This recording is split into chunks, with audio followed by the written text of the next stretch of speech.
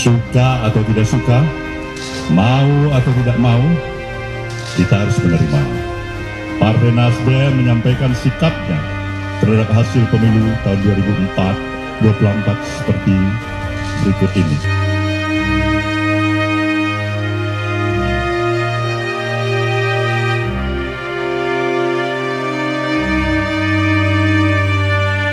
Nah, di sini terlihat ya, yaitu dari cara Anies Baswedan dan juga dari Pak Surya Paloh oleh Nasdem di sini sangat berbeda sekali dalam menyikapi hasil Pilpres 2024. Dan bahkan kalau kita ketahui tadi malam di situ hasil rekapitulasi dari KPU secara resmi sudah diumumkan dan bahkan diketahui pemenangnya siapa adalah Pak Prabowo dan Gibran.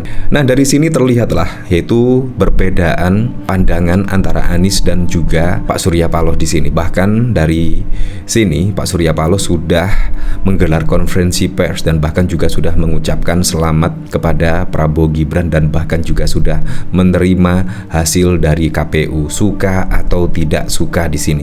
Nah, di sini terlihat jelas ya perbedaan. Ada apakah di sini ya? Ketika pada waktu lalu bahkan juga Pak Surya Paloh ya menginginkan adanya hak angket dan bahkan juga ingin bertemu dengan Ibu Mega, tetapi saat ini kayaknya semua itu sirna ya. Terlihat dari saat Pak Surya Paloh mengucapkan selamat kepada Pak Prabowo Gibran di sini. Nah, di sini bahkan juga dikomentari oleh Karlina Putri. Kukira emas hantaran ternyata tahu isi. Kukira 2 putaran ternyata 2 provinsi. Maaf salfok sama muka Caimin. Surya Paloh aja sudah menyatakan beliau dan Nasdem menerima hasil Pilpres 2024. Seperti ini videonya. Yang Maha Kuasa, semoga Allah bukakan, Allah teguhkan hati para hakim konstitusi itu untuk mereka bisa imparsial, untuk mereka memiliki keberanian, untuk mereka mengambil keputusan yang adil, keputusan yang benar, keputusan yang nantinya akan mereka pertanggungjawabkan di hadapan Tuhan Yang Maha Kuasa. Suka atau tidak suka, mau atau tidak mau, kita harus menerima. Partai Nasdem menyampaikan sikapnya terhadap hasil pemilu tahun 2024 seperti berikut ini. Nah, di sini intinya Pak Surya Paloh menerima hasil rekapitulasi dari KPU dan juga mengucapkan selamat kepada Pak Prabowo dan juga Gibran. Sangat berbeda sekali dengan Anies Baswedan yang belum mengucapkan selamat kepada Pak Prabowo dan juga Gibran. Nah, di sini ada berita yang cukup seru lagi ya, yaitu apa? Di Pilgub DKI Jakarta. Ya, diketahui pada waktu lalu ketika Anies gagal yaitu menjadi presiden. Di situ bahkan ada berita yang menyebut Anies Baswedan akan kembali lagi, yaitu menjadi calon gubernur DKI Jakarta pada pilkada serentak pada November mendatang. Tetapi di sini yang paling unik lagi, yaitu Pilgub DKI Surya Paloh pilih Syahroni ketimbang Anies Baswedan. Nah, di sini ada apa lagi ya di sini ya? Memang Pilpres 2024 kali ini memang Pilpres yang penuh pengkhianatan ya. Mulai dari apa? Mulai dari Budiman Sujatmiko tiba-tiba mendukung Pak Prabowo Subianto, tiba-tiba manuver dari Presiden Joko Widodo langsung ya Anda tahu sendirilah, walaupun dari kader PDIP tetapi juga mendukung Pak Prabowo dan Gibran. Ya terlihatlah walaupun dari ucapan tidak pernah menyebut mendukung salah satu capres, tetapi terlihatlah di situ jelaslah mendukung Prabowo Gibran. Apalagi juga Gibran itu adalah putra sulung dari Presiden Joko Widodo. Masih banyak lagi yaitu pengkhianatan yang terjadi di Pilpres 2024. Ya, tetapi di situ menurut saya juga tidak masalah karena semuanya berhak memilih lah, menjatuhkan pilihannya kepada siapapun. Tetapi sejarah yang akan mencatat semuanya.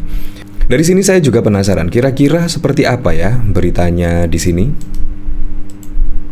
Nah, di sini dari FIFA. Di sini Ketua Umum Partai Nasdem Surya Paloh memberikan jawaban mengejutkan ketika ditanya soal siapa yang akan ia pilih untuk bertarung di Pilgub Jakarta.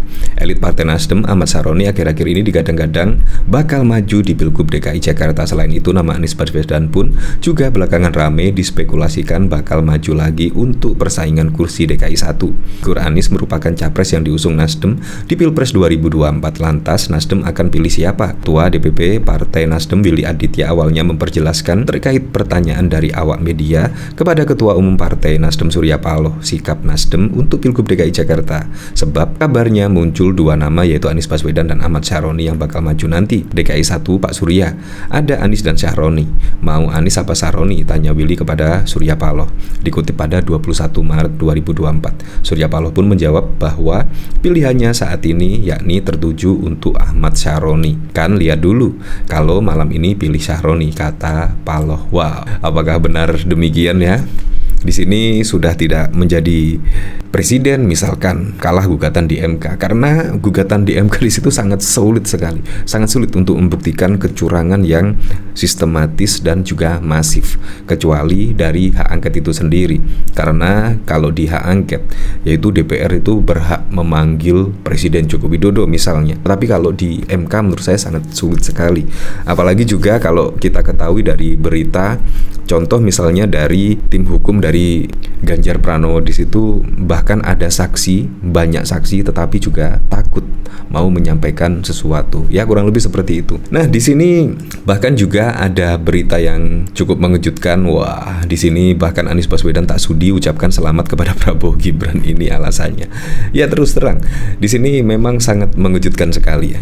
Di sini Komisi Pemilihan Umum KPU telah menetapkan pasangan nomor urut 2 Prabowo Subianto dan Gibran pemenang Pilpres pada pemilu 2024. Namun hingga saat ini Anies belum juga memberi ucapan selamat kepada Prabowo Gibran. Anies yang berpasangan dengan Muhaimin Iskandar dalam konsultasi Pilpres punya alasan tersendiri mengapa dia tidak memberi ucapan selamat kepada paslon yang diusung Koalisi Indonesia Maju itu. Anies mengingatkan ucapan selamat bukan semata-mata hanya untuk formalitas saja. Dia dan Cawapres Muhaimin Caimin hendak menekankan soal proses pemilu yang benar. Jadi ini bukan semata-mata soal protokol saja, protokol tentang ucapan atau tidak ucapkan selamat. Bukan di situ esensinya, ujar Anies saat memberikan keterangan pers di Ponegoro 10 Jakarta Pusat pada 21 Maret. Tapi ini pada substansinya bagaimana proses itu bisa diperbaiki dan harapannya mutu nanti kita akan lebih baik, tegasnya seperti dilansir dari kompas.com. Nah, menurut saya juga sangat tepat sekali ya. Semoga saja Pilpres atau pemilu atau pilkada besok ketika November tidak terulang lagi ya carut marut seperti perhitungan dan lain sebagainya. Memang harus diperbaiki untuk pemilu-pemilu berikutnya, untuk pilkada-pilkada berikutnya, sehingga tidak ada yang dirugikan di kemudian hari. Contoh Sirekap misalnya, Sirekap juga perlu diperbaiki. Nah dari sini bahkan ada berita ya, yaitu Anies Caimin bahkan sudah mendaftarkan gugatan hasil Pilpres ke MK. Di sini pasangan Capres-Cawapres nomor urut 1 Anies Baswedan dan Muhaimin mendaftarkan gugatan perkara perselisihan hasil pemilihan umum Presiden dan Wakil Presiden tahun 2024 ke Mahkamah Konstitusi. Gugatan ini telah diterima oleh MK. Dilihat dari website MK, gugatan itu diterima dengan nomor 01 AP3 Pres Pan MK 03 2024 tertanggal 21 Maret. Pokok perkara PHPU Presiden dan Wakil Presiden tahun 2024 dengan pemohon H. Anies Baswedan PhD dan H. Muhaimin Iskandar DR. Diketahui pagi ini tim hukum nasional Anies Baswedan Muhaimin Iskandar menyambangi gedung MK kehadirannya untuk melayangkan gugatan perselisihan hasil pemilihan umum PHPU 2024. Ya, walaupun sulit sekali sih untuk memenangkan gugatan di MK di sini ya, tetapi ya harus berusaha lah. Untuk apa? Untuk pemilu-pemilu berikutnya, untuk pilkada-pilkada berikutnya, supaya tidak terjadi carut-marut seperti pada Pilpres 2024 ya, seperti disebarkannya bansos menjelang pemilu. Menurut saya juga di situ masyarakat bertanya-tanya, ada apa ini dan uangnya bahkan juga dari mana. Jadi memang ada pertanyaan yang sangat mendasar dari warganet tentang Pilpres 2024, pelanggaran kode etik dan lain sebagainya. Semoga saja tidak terjadi di kemudian hari. Ya apapun itulah untuk Presiden dan Wakil Presiden mendatang, semoga saja bisa merealisasikan semua janji-janji dan program-programnya sehingga bisa dirasakan manfaatnya oleh masyarakat.